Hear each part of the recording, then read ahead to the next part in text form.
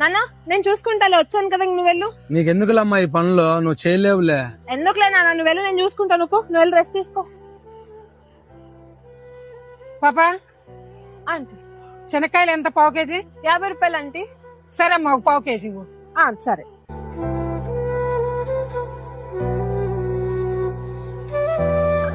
తీసుకోనండి. అదేంటమ్మా చూడడానికేమో చక్కగా ఉన్నావు, ఈ శనక్కాయలు అమ్ముకుంటున్నావేంటి? చదువుకోవచ్చు కదా బాగా. అయ్యో అలా ఏం లేదంటే నేను కాలేజ్కి వెళ్తాను. పొద్దున్న 8 గంటలకు వెళ్ళి మధ్యాహ్నం 3 గంటలకు వచ్చేస్తాను. తర్వాతే ఈ బిజినెస్ చూసుకుంటా. మా డాడీ ఏమో పొద్దున్నే మార్కెట్కి వెళ్ళి ఇవన్నీ తీసుకొని వచ్చి అమ్ముకోవాలి.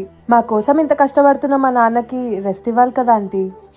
సో ఇంటికి పంపించేసి తర్వాత నేను ఈ బిజినెస్ చూసుకుంటాను. మరి చదువుకునే పిల్లవి ఇలా రోడ్డు మీద నిలబడి అమ్ముకుంటుంటే నీకేం అనిపించదా?